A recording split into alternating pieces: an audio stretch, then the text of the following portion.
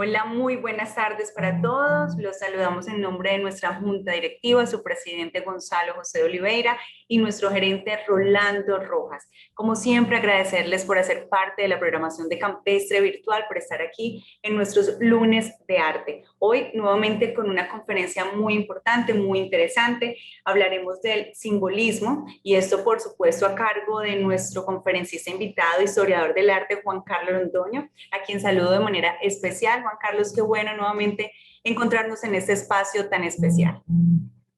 Lorena, muchísimas gracias. Bienvenidos todos nuevamente a este ciclo de conferencias que llevamos a cabo todos los lunes. Entonces, el día de hoy vamos a ver una de las primeras vanguardias del siglo XX que se llama simbolismo. Entonces, a partir de este momento, nuevamente, muchísimas gracias por su asistencia. Voy a apagar la cámara y voy a compartir con ustedes las Bueno, diapositivas. Juan, antes de que des inicio, entonces recordarles nuevamente cómo es nuestra dinámica. Vamos a escuchar la conferencia y una vez finalizada la conferencia realizaremos todas las preguntas que ustedes tengan. Juan Carlos nos va a ayudar a contestar cada una de estas inquietudes. Lo haremos de diferentes formas, a través del chat, para poder leer la pregunta, o a quienes prefieran encender su cámara levantando la manito para poder habilitarlos y que puedan estar aquí directamente haciéndole la pregunta a Juan. Eso es como siempre la dinámica. Gracias por hacer parte de la programación de Campestre Virtual, que está pensada para cada uno de ustedes. Y hoy, pues el simbolismo. Juan, adelante. Lorena, muchísimas gracias. Sí, es muy importante que mantengamos los micrófonos apagados para que no se genere ningún tipo de eco en la conferencia. Como siempre lo he dicho, recomiendo que tengan una libretica de apuntes o que tengan presente cuál es la pregunta para que la hagamos al final, que es un momento también muy importante de la conferencia. Entonces, voy a comenzar en este momento. Muchísimas Gracias, gracias. Juan. Bueno, muy bien.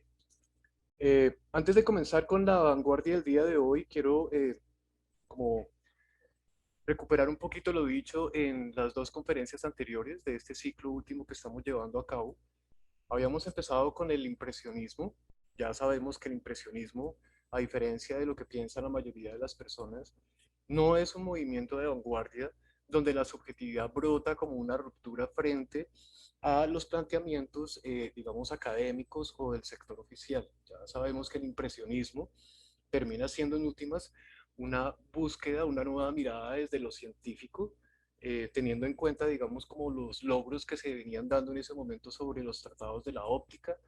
Por lo tanto, pues su carácter es más objetivo de lo que podemos alcanzar a reconocer o lo que hemos estado acostumbrados a entender sobre el impresionismo. Después vimos el postimpresionismo, donde ya aparece entonces un aporte por parte del artista y eso le da un lugar dentro de la subjetividad, que es algo que de una u otra manera pues, es novedoso también para su momento, debido a que también como se o solía pensar, de una u otra manera el artista era independiente, era un ser creativo, un ser con una gran imaginación.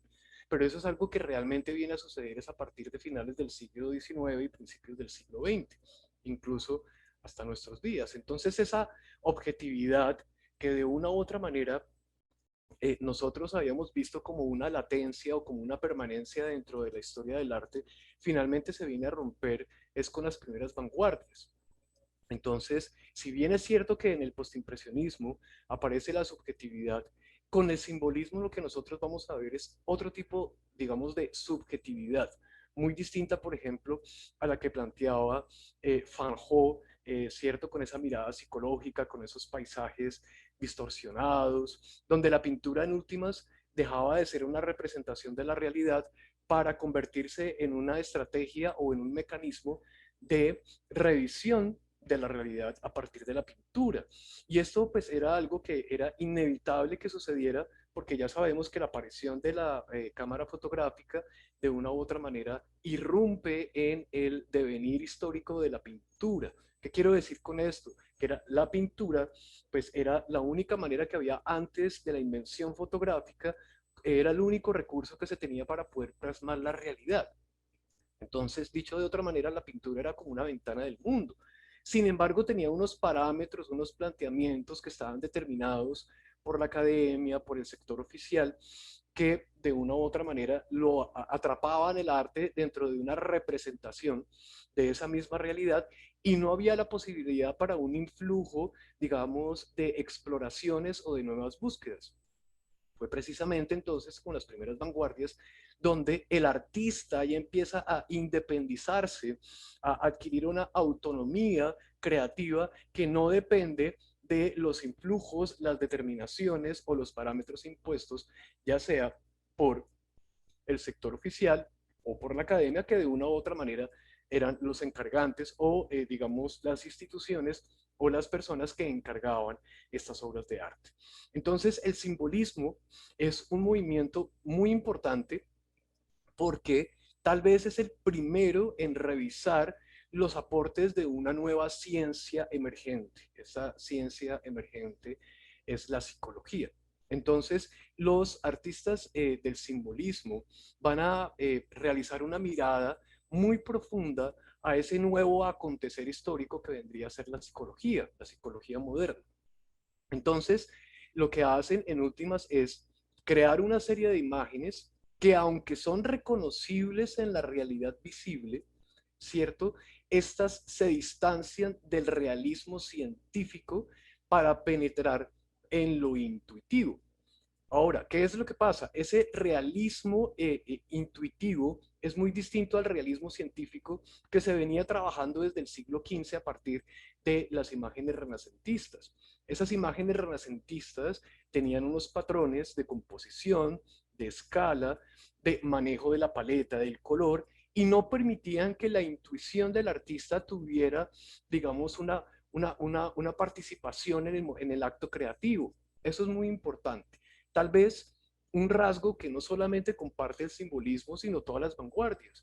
Pero como estamos viendo, las primeras tres de esas primeras vanguardias, poco a poco vamos a ver cómo esos aspectos explorativos o experimentales van a tener unos rasgos distintivos entre sí, aunque de una u otra manera todos comparten esa ruptura con la representación.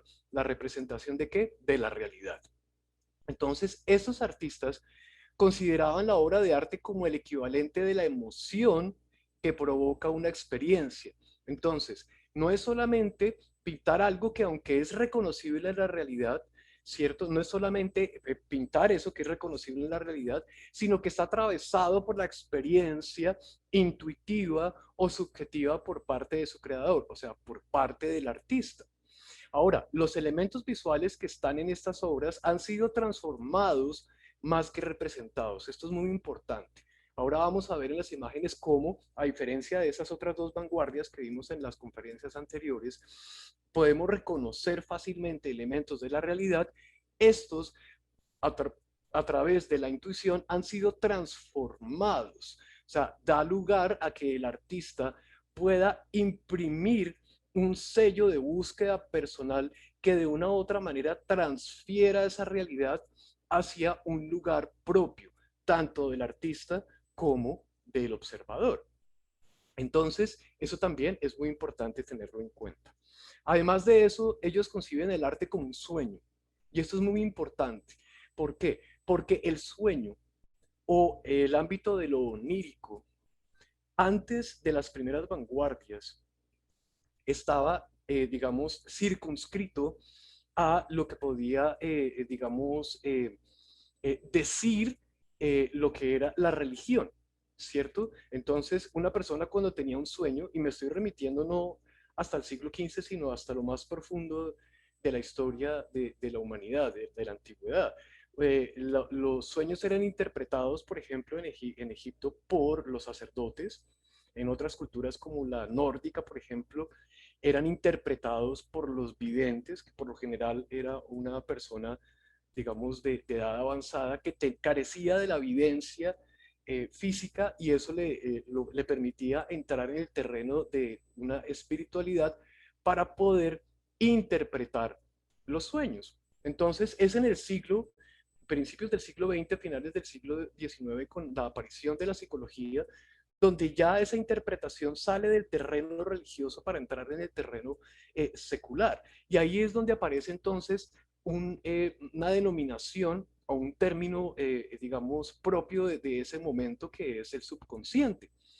Entonces, en la actualidad ya sabemos, todos tenemos sueños o tenemos pesadillas, y sabemos que de una u otra manera ese es el subconsciente que está brotando ahí, donde se pueden manifestar nuestros miedos o nuestros deseos.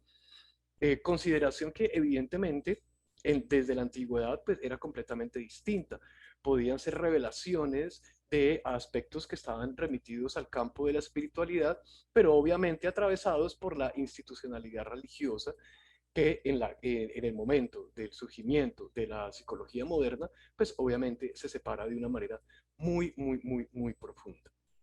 Entonces empiezan a crearse a partir de la psicología freudiana o la psicología moderna una serie de leyes de comprensión de esa experiencia psíquica. Y ellos lo que hacen es tener en cuenta esa experiencia psíquica en el campo onírico, pero ya de una manera secularizada, para poder transferirlo al arte.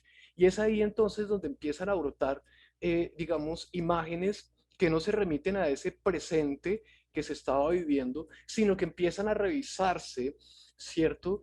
Aspectos que tenían que ver con los pueblos primitivos. Aquí hay que entender que la palabra pueblo primitivo es una denominación europea, ¿no? Estamos hablando de esas culturas antiguas o ancestrales, que en este caso fácilmente pueden ser la Edad Media o la Antigüedad misma o pasajes bíblicos. Entonces, importante que recordemos que lo intuitivo es lo que permite sacar el realismo científico característico del Renacimiento hacia un realismo que es penetrado por lo intuitivo para pararse en la realidad y transformarla, generando una experiencia tanto en el acto creativo por parte del artista y también en el espectador, como ese recibidor de esa información visual.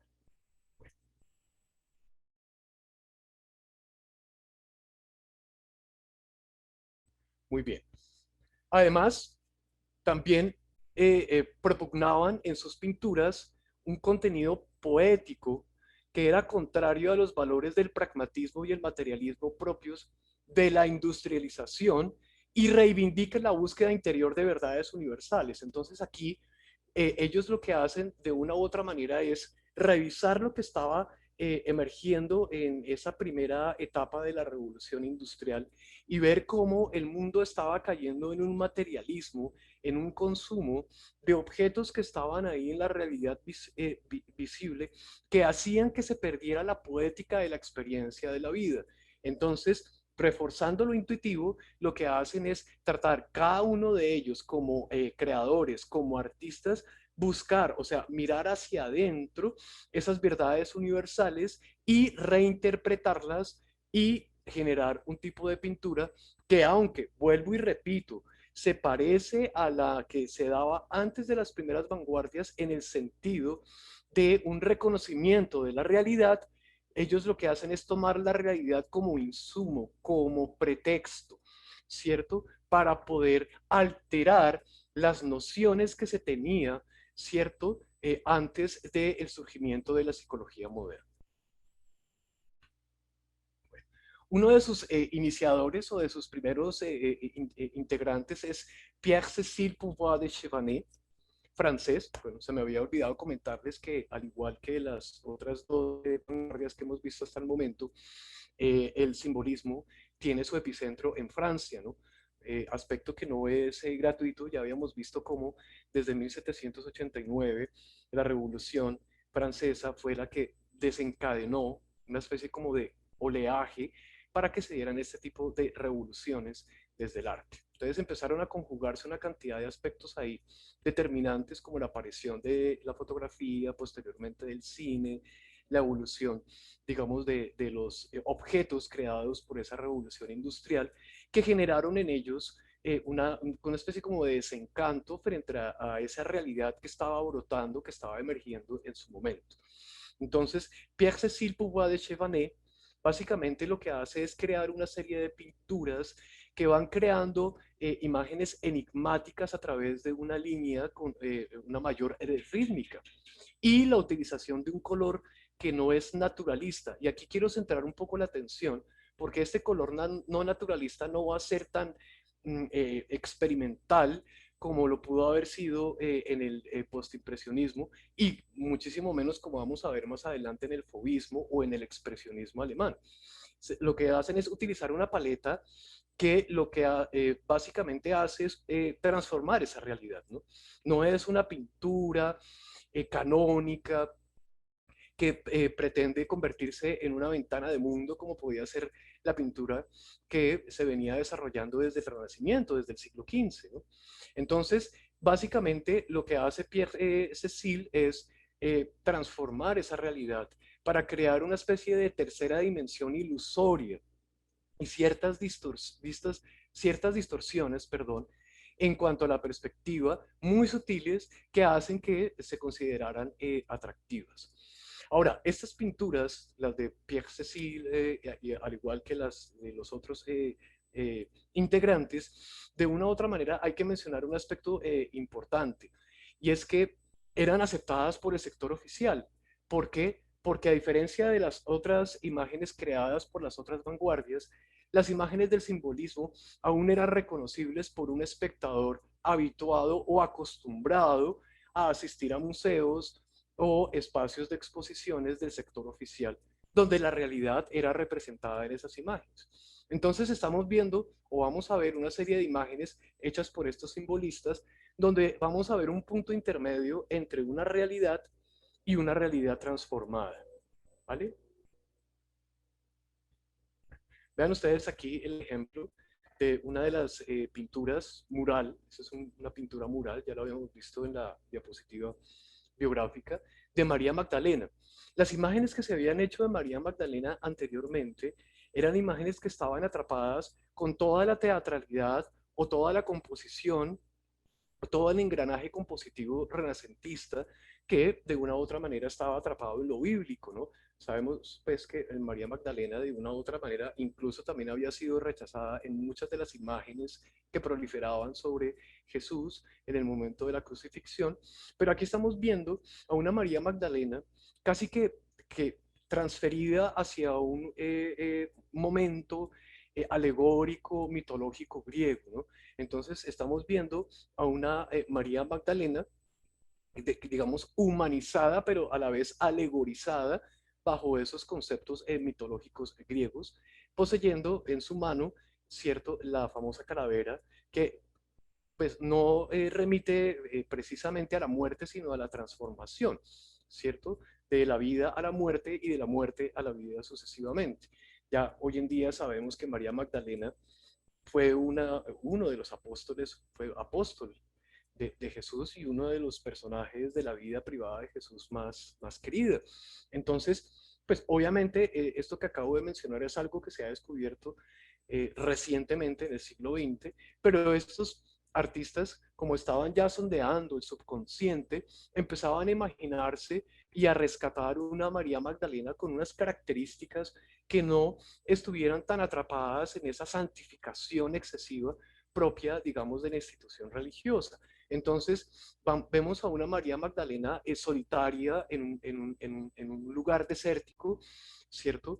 Con una indumentaria más propia de una griega antigua que de una judía de la época de Jesús. Aquí estamos viendo incluso cómo se representa con un peplo griego. Entonces ahí es donde nos estamos dando cuenta cómo logramos reconocer imágenes de la realidad, ver ese desierto, ese paisaje, ese vestuario, ¿cierto? El mismo cuerpo humano representado de manera realista, pero lo que le llega al espectador ya está lejano o pretende alejarse de esa concepción de lo que supuestamente en realidad era este personaje dentro de la concepción de la institución religiosa, que en este caso, como ya sabemos todos, pues vendría a ser la Iglesia Católica. Y vean lo que sucede acá. Aquí aparece otra obra de Pierre Cécile, donde, titulada La Paloma, donde regresan hacia un imaginario medieval. Ahora, lo que voy a decir al respecto en este momento es muy importante. Si bien es cierto que el Renacimiento es el renacer de lo griego y de lo romano, ¿cierto? De lo greco-romano, desconoce aspectos del medioevo por considerarlo un espacio-tiempo perdido en términos, digamos, pictóricos o artísticos. Entonces, aquí estamos viendo cómo el artista eh, reviva, ¿cierto? O valora profundamente este momento histórico que es ampliamente rechazado por el Renacimiento y darle un carácter propio, ¿cierto? O, vuelvo y repito, intuitivo, donde aparece una mujer vestida de negro en un entorno medieval, como se pueden dar cuenta en el fondo. En la parte de atrás vemos una gran ciudad donde, como era habitual en la Edad Media, y bueno, también hasta hace recientemente, la catedral o el templo sagrado en el centro de la misma, y ella se encuentra en las afueras de esta gran ciudad medieval con una paloma herida en su pecho, evitando que fuera devorada por este animal alado que puede ser una especie de águila, ¿cierto? Tratando de devorarla. Entonces, lo que hace el artista es precisamente esa polaridad del bien y del mal, representarla en estas dos aves y cómo esta mujer, de una u otra manera, protege la bondad. Entonces, es una forma distinta de entender la paloma, esta ave, que de una u otra manera, incluso hoy en día, muchas personas la siguen eh, representando para dos aspectos. Uno, la paz, que el personaje que fue responsable de considerar la paloma como símbolo de la paz fue Picasso, eso lo vamos a ver más adelante. Sin embargo, la Iglesia Católica o la institucionalidad religiosa católica consideraba a la paloma como símbolo del Espíritu Santo. Entonces, vean acá nuevamente, perdón, cómo el artista representa aspectos reconocibles de la realidad, de ese paisaje, de esa figura, de ese personaje humano que está ahí, pero dándole pequeños y sutiles y pequeñas y sutiles, perdón, alteraciones a esa significación o a esa simbología.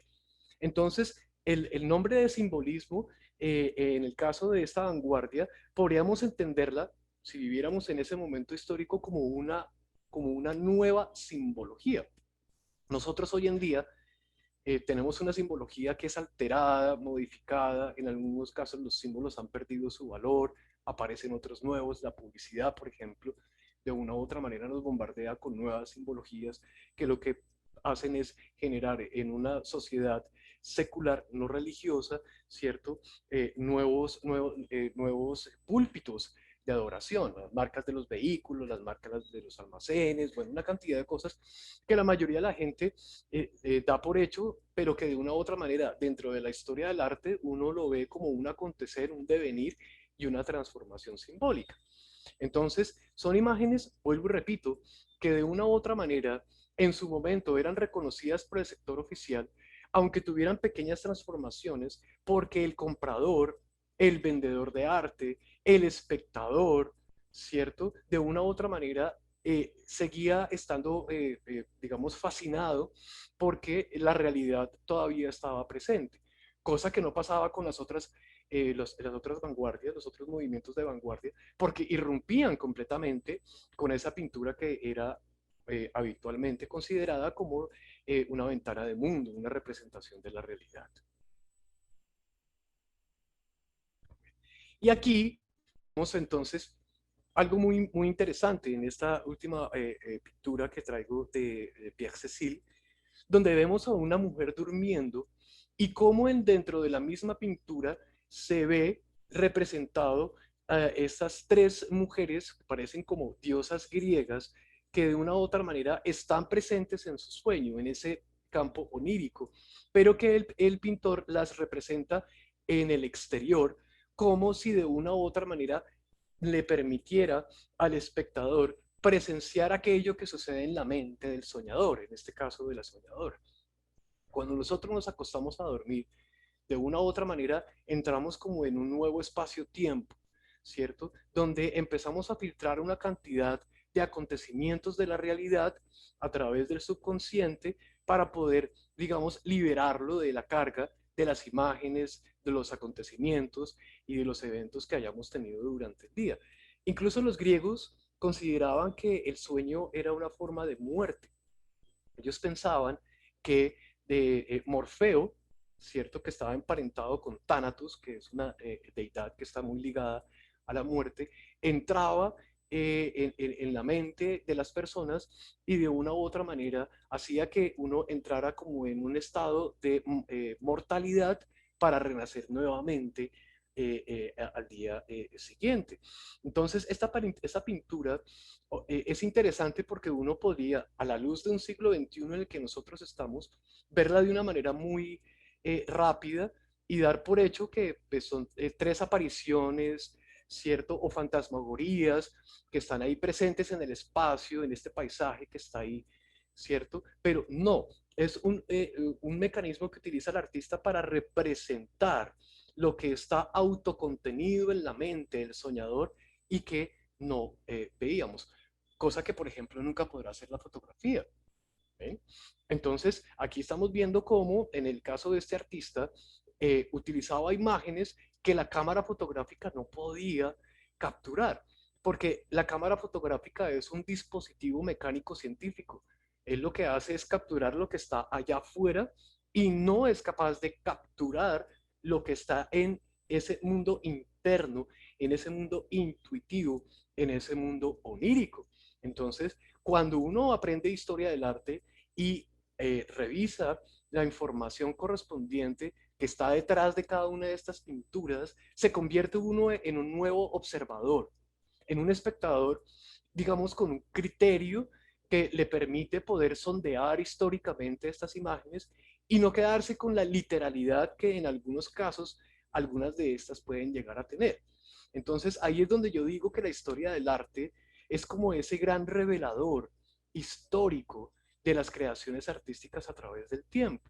Hoy en día nosotros estamos viendo una proliferación de imágenes digitales, otras análogas, imágenes fotográficas, imágenes pictóricas, esculturas, que de una u otra manera se están tambaleando entre una revisión de las primeras vanguardias, de lo que pasó antes de las mismas y también de las exploraciones del presente. Entonces el arte contemporáneo no es más que una revisión ecléctica de lo que se dio en estas primeras vanguardias, segundas vanguardias, con aditamentos anteriores, porque el presente que nosotros estamos viviendo es completamente anacrónico, ¿no? Nosotros no estamos parados en una modernidad que surgió en el siglo XV y que empieza a ponerse en cuestión a partir de la década de los 80, con la llamada posmodernidad.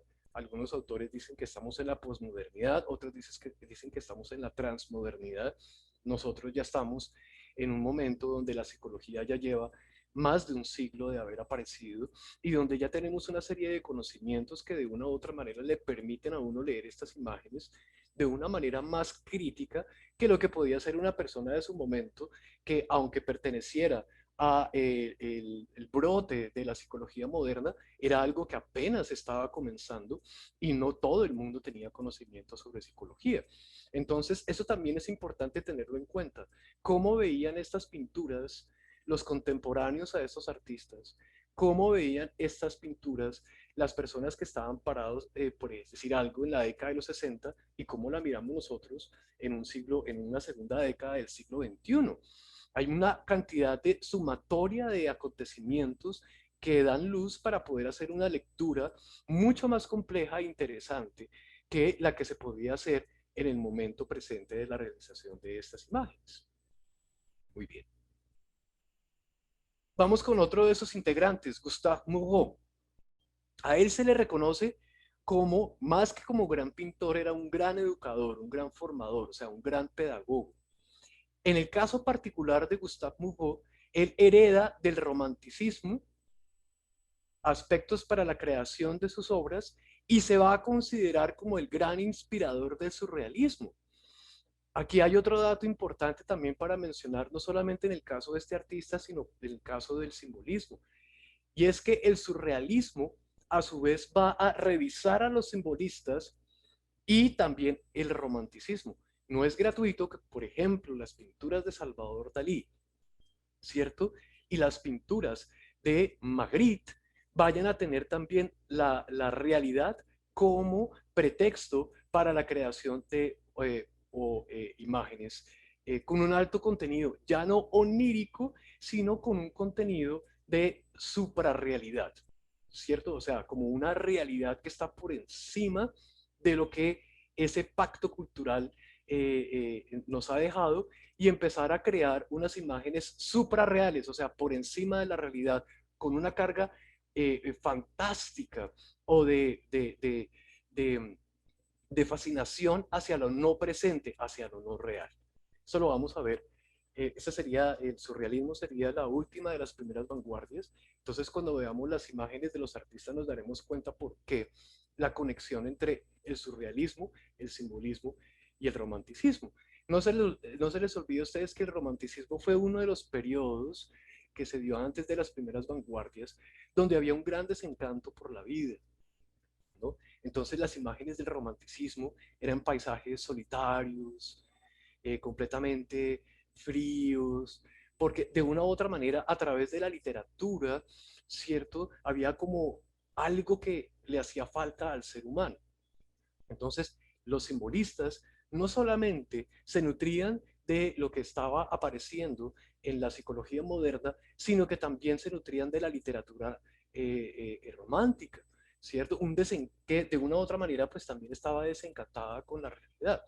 No se nos olvide recordar que Frankenstein es una obra literaria del romanticismo, donde el hombre desencantado intenta ser, digamos, Dios y tratar de recrear la vida donde se crea pues una monstruosidad que de una u otra manera pues es una alteración de los procesos naturales o de los procesos de creación naturales.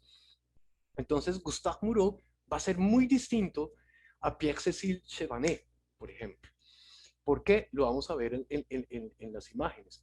Él lo que hace es, Gustave Moreau, lo que hace es tomar la realidad, pero darle un poco más de mística, ¿cierto? Un poco más de mística a estas imágenes y sumando a las mismas una serie como de elementos decorativos que van a ser en términos, digamos, visuales muy llamativos, pero es una forma también de sumarle a esos relatos o a esos acontecimientos históricos anteriores su sello personal. Entonces vean ustedes acá a Edipo y la Esfinge. Vean ustedes el virtuosismo realista de esta pintura. Y es una pintura de gran formato, como se pueden dar cuenta, es de 206 metros por 104 metros. O sea, es una pintura muy, muy grande, que de una u otra manera no es lo mismo que hacer una pintura de mediano formato o una miniatura, ¿cierto? Las miniaturas son aquellas pinturas cuyo tamaño no excede los 10 por 10 centímetros. De hablar, no. Aló. ¿Qué es esto? Por favor, apaguemos los micrófonos, gracias. Bueno, continúo. Entonces, vean ustedes cómo hay un paisaje que es reconocible por el espectador. O sea, cuando algo es reconocible por el ojo humano, uno dice es real. Ese es el ojo científico. Sin embargo, estamos viendo un tratamiento pictórico de ese mismo paisaje que lo vuelve un poco más misterioso, no real. Entonces, vuelvo y repito, la realidad era un pretexto. Ahora, vean ustedes el acontecimiento y los personajes que están ahí. Son personajes mitológicos, ¿cierto? Griegos, representados con un virtuosismo sorprendente. Pero aquí lo que nos llama la atención, vuelvo y repito, es la utilización de ciertos elementos decorativos en la lanza, en el soporte que recoge el jarrón. O sea, un preciosismo de exaltador del relato o del acontecimiento o de la historia que se está dando ahí.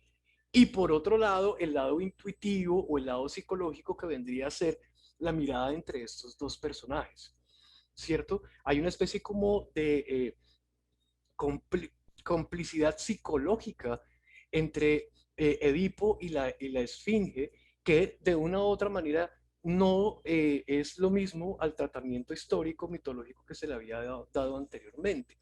Es una especie como de humanización de la experiencia tenida por estos dos personajes, transformada bajo el ojo no científico, sino intuitivo del artista. Muy bien. Y vean ustedes acá, esta obra es, a mi parecer, fascinante. Primero porque está hecha en acuarela. Y aquí estamos viendo a dos personajes que hacen parte de la relatoría bíblica, que es Salomé y Juan Bautista. La cabeza que ustedes están viendo es la cabeza que Herodes, ustedes ya bien saben ese pasaje bíblico, la cabeza de Juan Bautista que Herodes manda a cortar para poder contar con el beneplácito de Salomé. Salomé, en esta pintura, está recibiendo la cabeza, una cabeza que está suspendida en el espacio y que rompe o transforma el acontecimiento bíblico. Recuerden ustedes que Juan Bautista fue entregado a Salomé en una bandeja de plata. Entonces aquí hay una alteración de la realidad. Sin embargo, la cabeza, la aureola, Salomé, los presentes en ese acontecimiento y la arquitectura misma están representados con un altísimo realismo. Es por eso que, vuelvo y repito, el sector oficial, los compradores, los vendedores, la burguesía de la época, no aceptaba todavía estas imágenes porque tenían un sesgo, perdón, tenían todavía como algo de lo que se venía dando dentro del arte antes del surgimiento de las primeras vanguardias. Pero queda claro que su relato ha sido transformado, lo vuelve más fantástico, mucho menos científico. Y cuando digo científico, puede sonar un poco extraño porque al ser bíblico, pues no sería científico. No, me refiero a que no es científico porque no es comprobable o ha sido comprobado y por lo tanto es irrefutable. Es irrefutable que Juan Bautista le cortan la cabeza y se la entregan en una cabeza, perdón, en una bandeja de plata. Aquí no, aquí estamos viendo una transformación del acontecimiento. Incluso la arquitectura parece más un templo o un palacio, perdón, babilónico que el palacio en el momento histórico correspondiente. Entonces es una alteración, una edición de la realidad, pero el acontecimiento sigue el mismo, algo muy parecido a lo que veíamos con María Magdalena. El personaje sigue presente ahí, la simbología está presente, pero se transforma de una u otra manera donde la realidad sea el pretexto y la transformación sea lo protagónico. Muy bien. Vean ustedes acá, el rey David también en un palacio eh, completamente embellecido por estos aditamentos y estos detalles de preciosismo, como podemos ver en los capiteles, en la lámpara de aceite que está colgando, el mismo rey David sentado en el trono acompañado por un ángel. Este ángel que ustedes están viendo acá me permite continuar con lo que estoy diciendo, y es que este ángel no es un ángel renacentista. Las imágenes que nosotros hemos visto angelicales, ¿cierto? Que más tenemos en la mente son con alas blancas, ¿cierto? ¿Por qué? Porque ese es el imaginario renacentista, porque el blanco remite a pureza, a perfección. Sin embargo, en la Edad Media, si ustedes revisan los evangelarios y los libros miñados de la Edad Media, los ángeles tenían en esas representaciones alas de colores. Entonces aquí estamos viendo un personaje antiguo que vendría a ser David con un personaje medieval o antiguo que vendría a ser el ángel en un contexto arquitectónico completamente transformado, al igual que los personajes que están ahí. Entonces, obviamente, el simbolismo se convierte, vuelvo y repito, como decía hace minutos atrás, en un nuevo simbolismo de finales del siglo XIX. Muy distinto al simbolismo que nosotros estamos viviendo en la actualidad, que está atravesado por la publicidad, ¿cierto? Que hace que el consumo de esos símbolos no religiosos sea mayor que de los símbolos religiosos a los cuales estaban acostumbrados las sociedades antes del siglo XX. Muy bien. Ahora, esta imagen recoge muchas de las pinturas de este artista, pero la traigo aquí a presentárselas a ustedes el día de hoy para que se den cuenta que la galería, que es el sitio de exposición de arte emergente, o sea, que están haciendo, no es el mismo ahora que en sus inicios. Estos artistas, de una u otra manera, crean el concepto de galería muy desde la casa, sin un conocimiento museográfico o de montaje absoluto. Era llenar el espacio con las pinturas del artista o de los artistas participantes, uno por encima del otro. O sea, tapaban completamente las paredes, e incluso en algunos casos, como podemos darnos cuenta acá, no hay una relación temática entre una pintura y la otra, sino como quien cuelga un cuadro en la casa y tiene que poner más y va sumando uno tras otro. Entonces el concepto que tenemos nosotros de galería en la actualidad es completamente distinto y está, digamos, curado o determinado por una decisión curatorial o museográfica que también es reciente. Lo digo porque pensamos que los museos antes del siglo XX montaban las pinturas tal como cuando uno lo hace en la actualidad, que es una al lado de la otra con una distancia razonable entre ellas para no contaminar las temáticas entre sí. ¿No? Eso es realmente reciente. Antes del siglo XX, las exposiciones y los montajes que se hacían por parte de esos artistas eran completamente, por decirlo así, no de otra manera, caóticos, porque carecían de, digamos, criterios de montaje. Ellos, en últimas, pues, eran los iniciadores de todo este proceso exhibitivo y de una u otra manera, poco a poco, pues va cambiando, ¿no? Ahora vamos con otro de esos integrantes que es Odilon Redon. En el caso particular de este artista, hay algo muy importante y es que gracias a una visita que hizo al Louvre en París, siendo muy niño, siente una fascinación por la naturaleza, heredada posteriormente de un botánico, ¿cierto? Lo que lo llevó a ser un artista, o sea, su visita al Louvre, la fascinación por los paisajes que veía en las pinturas, en los fondos de las pinturas, y el aporte de un botánico, esos tres aspectos de una u otra manera lo llevaron a él a tomar la decisión de ser artista. Sin embargo, al igual que el artista anterior, aquí en el caso de Odilon Redon, es tal vez el que más aportes le va a hacer al surrealismo, porque es el más fantástico y onírico de los que hemos visto hasta el momento, ¿cierto? Y su obra va a reflejar, ¿cierto?, una extraordinaria evocación de lo que ya les había mencionado anteriormente, que era el subconsciente, el mundo de los sueños. Entonces, entre más se sumerge en el subconsciente, la realidad, así sea el pretexto o el soporte para estas pinturas de estos artistas, en el caso de Odilon Redon, ya la realidad, digamos, más reconocible empieza a difuminarse, a desvanecerse, ¿vale? Muy bien. Y entonces ahí va entrando un terreno donde de una u otra manera lo irracional, que es propio de los sueños, pues empieza a ser perceptible. Recordemos que cuando nosotros soñamos, ¿cierto? Ese espacio-tiempo es distinto, por lo tanto no hay una secuencia o una linealidad a la que estamos acostumbrados cuando estamos en estado, digamos, consciente o despiertos. Entonces, eso es a lo que nosotros llamamos irracionalidad. Uno en un sueño perfectamente puede estar en un lugar y aparecer en otro, o tratar de abrir una puerta y atravesarla, o no poder abrirla, o que el marco sea más grande que la puerta. Estoy mencionando ejemplos sencillos para que nos demos cuenta a qué se refiere este texto con, cierto, su propia lógica irracional. Muy bien. Entonces vean ustedes acá.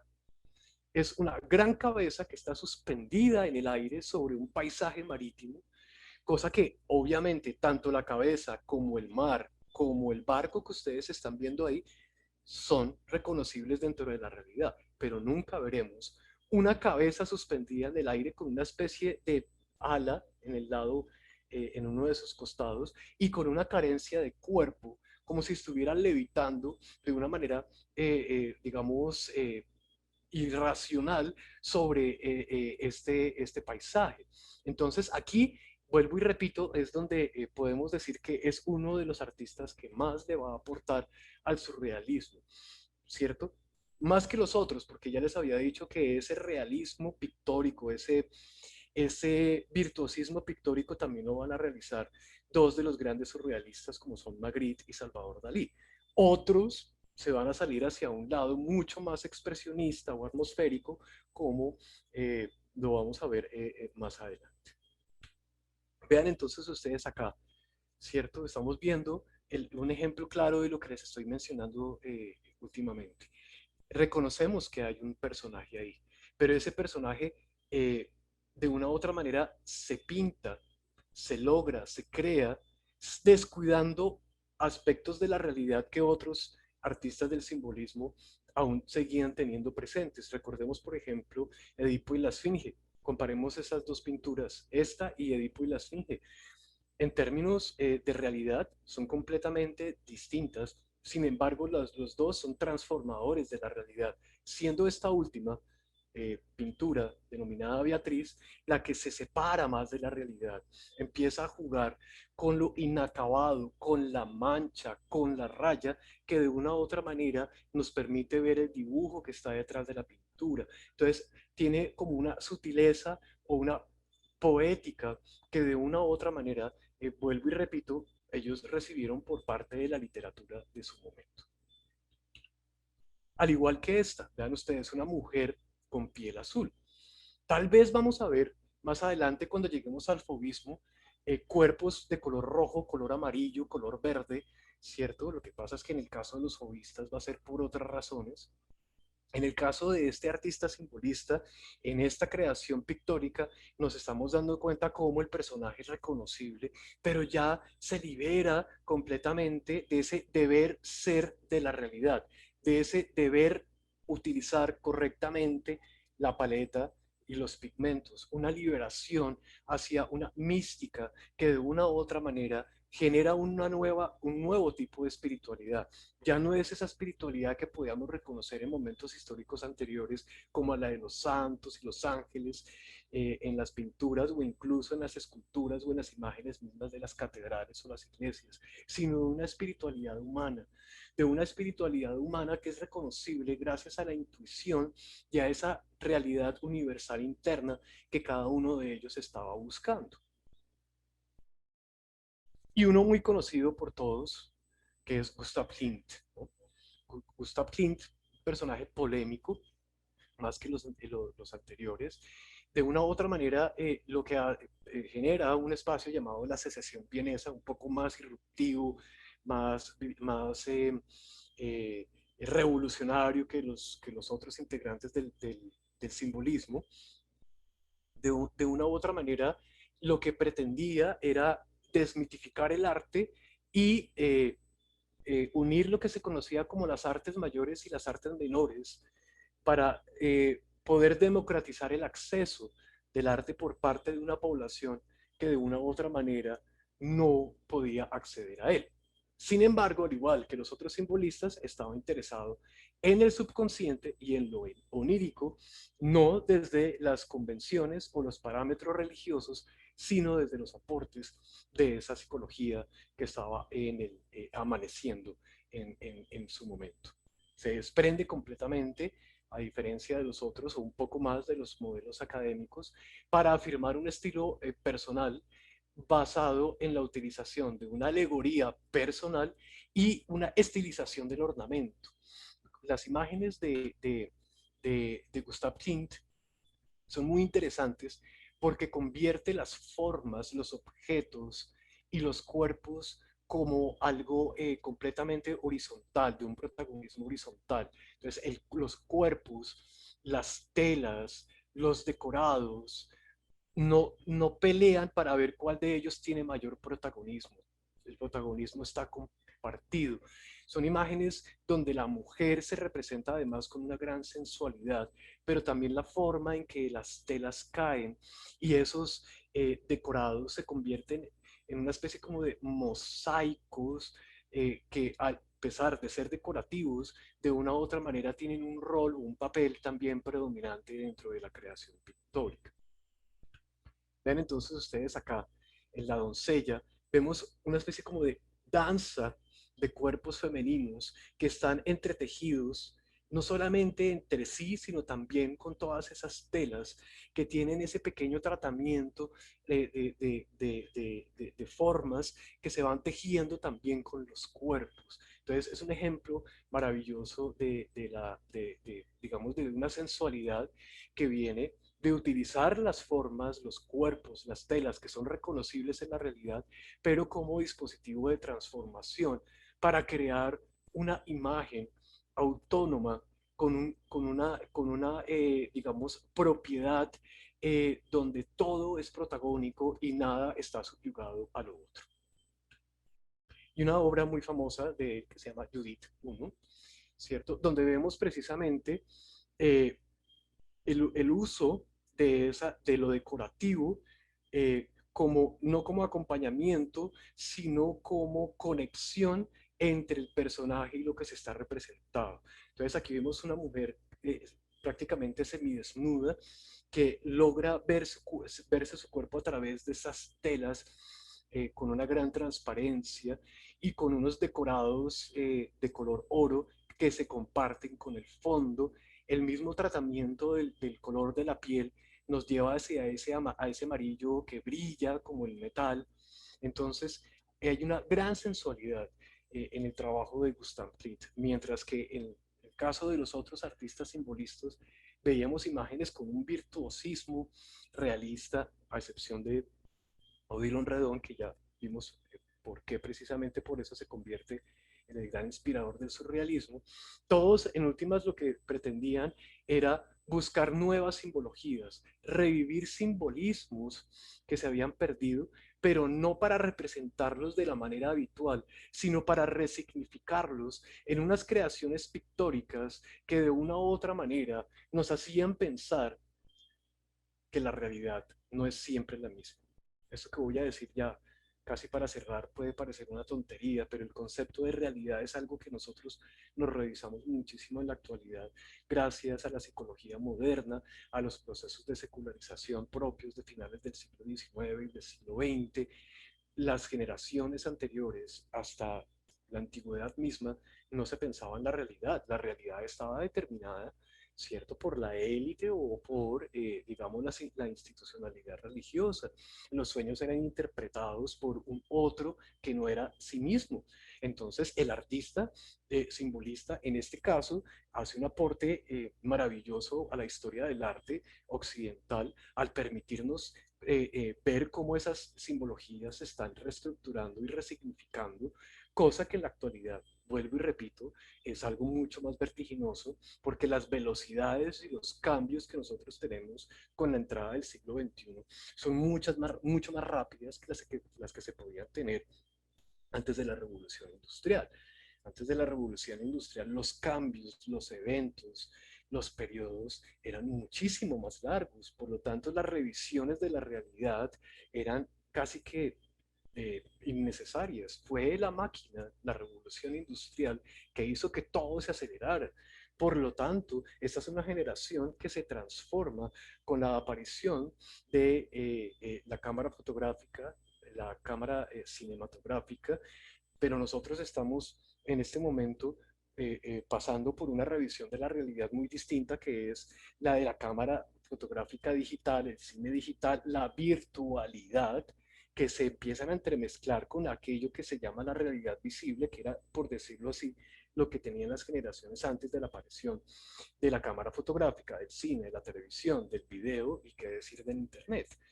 Entonces, es importante también sumar a la historia del arte o que sea parte de la historia del arte esos adelantos, digamos, científicos o estos artefactos o estos dispositivos transformadores de la realidad, que hacen que nosotros hagamos imágenes distintas en la actualidad a lo que solían hacer estas generaciones. Entonces, no es gratuito entender por qué las primeras vanguardias estaban alterando la forma de la pintura, porque la pintura pierde su lugar con la aparición de la cámara fotográfica. Entonces, no es gratuito que en el caso del simbolismo la realidad sea transformada, haya una mirada hacia adentro, hacia lo intuitivo, para poder transformar aquello que se concebía como la realidad visible. Y otro que es muy poco conocido, que es Carlos Schweib, es un artista suizo-alemán, nos está mostrando también aspectos de mitologías y alegorías desconocidas en Occidente, que fueron retomadas gracias a la literatura, pero que no estamos habituados a ver con tal frecuencia como la pueden tener, ¿cierto?, las otras pinturas que hemos visto por estar inmersas en ese imaginario occidental. Entonces aquí vemos una ilustración, ¿cierto?, que se llama La Destrucción, donde se retoman, digamos, mitologías o deidades, tanto nórdicas o de otros lugares, que han sido retomadas por la literatura en su momento de finales del siglo XIX. Entonces vean ustedes acá, por ejemplo, cómo se representa este ángel de alas negras, femenino, ¿cierto? Que vendría a ser el que va a acompañar al sepulturero, que es el que se encarga en los cementerios de enterrar los ataúdes de los muertos, como al llegar este hombre en su edad tardía a la vejez y en el momento de su muerte es acompañado por este ángel, que de una u otra manera, como se pueden dar cuenta, es muy distinto a ese ángel medieval que tenía alas de colores o a ese ángel renacentista que tenía estas alas inmaculadas de color blanco, porque tiene que ver con ese imaginario de los países del norte, ¿no?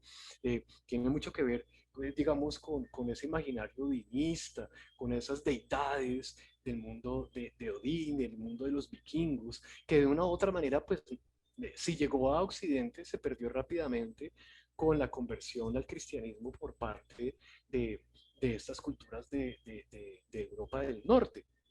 Entonces, obviamente es una imagen poco habitual para su momento porque pues no hace parte de lo que eh, entra y permanece dentro de las imágenes occidentales al ser aceptadas por la institucionalidad religiosa o por la élite burguesa desde el siglo XV, y nos muestra entonces cómo empiezan nuevamente a mirarse estas simbologías, estas creencias a la luz de un momento donde, vuelvo y repito, que pena que sea tan reiterativo, la cámara fotográfica de una u otra manera no lo permitía. Una cámara fotográfica nunca va a poder grabar algo que es inexistente o que pertenece al mundo sutil o al mundo de la espiritualidad, como puede ser un ángel. Entonces es una acuarela bellísima donde nos está mostrando el virtuosismo pictórico, porque crean ustedes que pintar en acuarela o hacer una técnica en aguada no es fácil, es una técnica muy difícil porque requiere de un manejo del pincel sorprendente y una combinación del agua de tal manera que se creen unas pequeñas veladuras sin que se pierdan las líneas de definición de la imagen. Entonces el virtuosismo de estos artistas simbolistas es innegable. Virtuosismo que tal vez las otras vanguardias empiezan a desconocer porque entran en una preocupación mayor para ellos, que es la pintura no como representación de la realidad o transformación de la misma, sino la pintura como una nueva realidad al convertirse en una presentación de sí misma. A eso me refería en conferencias anteriores, ¿cierto? Con una pintura de dos dimensiones, no porque tenga ancho y alto nomás, y una carencia de perspectiva, sino que al no preocuparse por la perspectiva, ese soporte, ese lienzo en blanco se convierte como en una especie de terreno de exploración donde la realidad deja de ser tan importante como lo era anteriormente. Entonces vean ustedes acá otro ejemplo. Este es un personaje, este es Pan, ¿no? Una deidad griega que se representa de una manera apoteósica, alegórica, como un gigante. Ustedes ya bien saben que Pan se escondía dentro de los trigales para tentar a las ninfas, ¿cierto? Y poder copular con ellas. Pero aquí lo estamos viendo como aumentado en escala, en proporción, en tamaño, y se convierte en un Pan distinto. Pan que está inmerso, ¿cierto?, en la actividad de tocar esta flauta, más que en engañar a las ninfas, como había mencionado anteriormente. Entonces, es muy interesante porque es ver cómo, de una u otra manera, la transformación de esos hechos históricos o de esos relatos mitológicos es el centro neurálgico de su producción artística. Unos con mayor realidad que otros con mayor fantasía, pero de una u otra manera revisando esa simbología que de una u otra manera estaba determinada por la institucionalidad, por el status quo que he mencionado tantas veces en esta conferencia, para liberarse y darle lugar a una reinterpretación interna de esas realidades universales. Y creo que este ya es el último, sí, que es Herbert James Draper, inglés, también fascinado como nosotros con la mitología, con las alegorías del pasado, de lo primitivo, de lo ancestral europeo, y llega de una u otra manera a hacer una serie de pinturas e ilustraciones donde la fantasía vuelve a ser el centro también. Sin embargo, de una u otra manera, a excepción de los otros simbolistas, se gana un premio, se gana una medalla en una exposición de arte oficial. Y ahí es donde, vuelvo y repito, de una u otra manera lograban ser aceptados por ese espectador o comprador que de una u otra manera no le cabía en la cabeza una imagen de Van Gogh o una imagen de Toulouse-Lautrec, muchísimo menos, o una de Henry de Paul Gauguin, porque pues eran como pinturas mal hechas, ¿no? Son pinturas, como se pueden dar cuenta ustedes, muy bien hechas, pero exageradas, o con simbologías o significaciones alteradas. Aquí estamos viendo un personaje, Ícaro, que ustedes ya bien saben, que pega unas alas de ave con cera de abejas y tratando de alcanzar al sol, el calor del sol, derrite la cera de las alas y cae y muere. Pero aquí estamos viendo un Ícaro con unas alas que no están pegadas con cera de abeja, sino que son parte de su cuerpo, y están mostrando el momento en que él cae y muere, pero no porque la cera se haya derretido, sino porque cae del cielo y muere, o sea, una completa transformación de la realidad. Y está acompañado por estas ondinas o por estas ninfas en el momento en que yace moribundo en el suelo donde ha caído. Y una ninfa representada como una mujer cualquiera, no como un personaje mitológico habitual y representado desde el siglo XV hasta el siglo XIX, una mujer bella, desnuda, que yace sobre el lecho de un río o de un lago, con una humanización que nos acerca muchísimo más a ella como un personaje real, sin serlo. Entonces, es un ejemplo también interesante de esa transformación de la realidad por parte de los simbolistas. Y bueno, esto es lo que tenía para mostrarles a ustedes el día de hoy. Dame un segundo. Lorena, ¿me escuchas? Claro que sí, Juan, muchísimas gracias. Muy interesante como siempre. Estamos aquí habilitando. Bueno, no sé si alguna persona tiene alguna pregunta, nos escriban a través del chat o levanten la mano para poder habilitar micrófono. Si cualquier pregunta la pueden hacer verbalmente o por el chat. Muchísimas gracias a todos. Juan, muchas gracias como siempre. Con Muy gusto. interesante las imágenes, todo. Muchas, muchas gracias. Estoy tratando... Ah, ya. Voy a dejar de compartir Ok. para ver el chat si hay preguntas.